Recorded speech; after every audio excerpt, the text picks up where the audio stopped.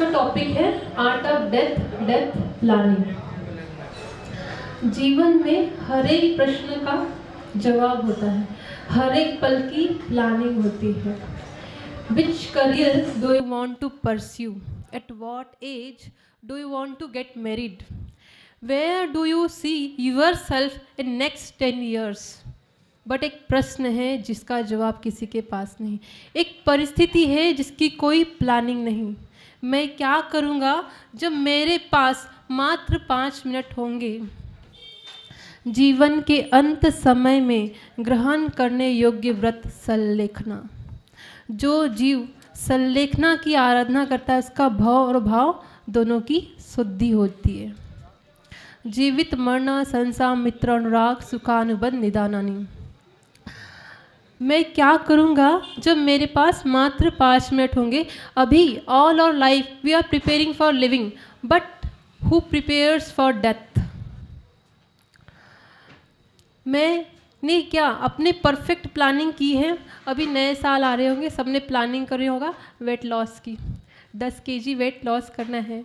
नया target achievement की planning की होगी किसी ने, या कोई भी गोल सेट किया होगा, या कोई रिजोल्यूशंस लिया होगा। सबने कुछ ना कुछ प्लानिंग की है, लेकिन देखिए तो करोगे, क्योंकि नया वर्ष में सब लोग रिजोल्यूशंस तो लेते ही है। तो हमने क्या परफेक्ट प्लानिंग की है? क्या मैं अंत समय की प्लानिंग की है? क्या मैं जीवन के अंत समय में नमोकार मंत्र का श्रवण और प्रभु का स्मरण करते हुए इस देह का त्याग करूँगा? क्या मैंने ऐसी प्लानिंग की है? दूसरी, भाव आलोचना द्वारा इस भाव में जितने भी दोष मेरे द्वारा हुए हैं उसको गुरु के समक्ष अपनी आत्मा को साक्षी मानते हुए निंदा गहरा करते हुए क्या उस दोष के गिल्ट कॉन्शियस ने अपनी आत्मा को मुक्त करके मैं इस देह का त्याग करूँगा? क्या मैंने ऐसी प्लानिंग की है? क्वेश्चन मार्क पूछना है अपने आप को। थर्ड, क्षमापना द्वारा जिन जीवों को मैंने इस भाव में पीड़ा दी है, दुख दिया है, क्या उनसे मैं क्षमा याचना करूँगा? और जिन जीवों के प्रति मैंने द्वेष अपने मन में पकड़ के रखा है, क्या उन्हें मैं क्षमा करते हुए इस देह का त्याग करूँगा? क्या मैंने ऐसी प्लानिंग की है? और सब लोग ऐसे करो। खम्मामी सव जीवानाम सवे जीवा खमंतु में मिट्टी में सब भूदेसु वैरम मज्जम न केनवी। सभी जीव मुझे क्षमा करे, मैं सभी जीवों को क्षमा करता हूँ। सभी जीवों से मेरी मित्रता है, मेरा किसी से वैर नहीं है। क्या इन संभावों के साथ मैं देह का त्याग करूँगा? क्या मैंने ऐसी प्लानिंग की है?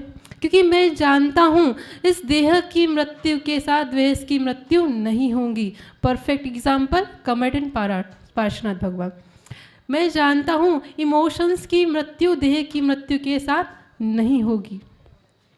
और अंत में लास्ट, क्या अंत समय में चारों प्रकार के आहार का त्याग करते हुए प्रत्याख्यान पूर्वक मैं पंडित मरण को ग्रहण करूँगा? पंडित पंडित मरण हो मेरा ऐसा अवसर दो, मेरा अंतिम मरण समाधि तेरे दर पर हो। क्या मैंने मरण समाधि की तैयारी की है? क्योंकि यदि हमारी प्लानिंग परफेक्ट होगी तो परफॉर्मेंस भी परफेक्ट होगी।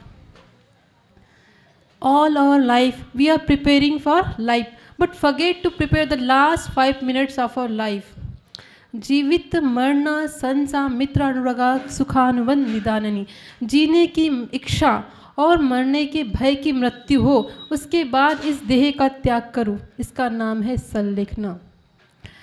इच्छाओं की मृत्यु हो उसके बाद इस देह की मृत्यु हो उसका नाम है संलेखना। क्योंकि यदि अधूरी इच्छाओं के साथ इस देह की मृत्यु होगी तो मेरा जन्म अगले भाव में वैंतर देव किन्नर किम पुरुष महोर गंधर्व यक्ष राक्षस भूत पिशाच इन सब में रूप में होगा।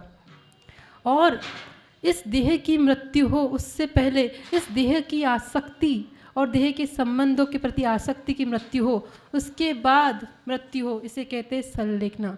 क्योंकि जहाँ आसक्ति होगी वहीं पे हमारी उत्पत्ति होगी। क्या ऐसी हमने परफेक्ट प्लानिंग की है? Mostly all of us preparing for living, but how many of us have planning for our death? There is no ice cream in this world which will never melt. There is no living being in this world who will never die.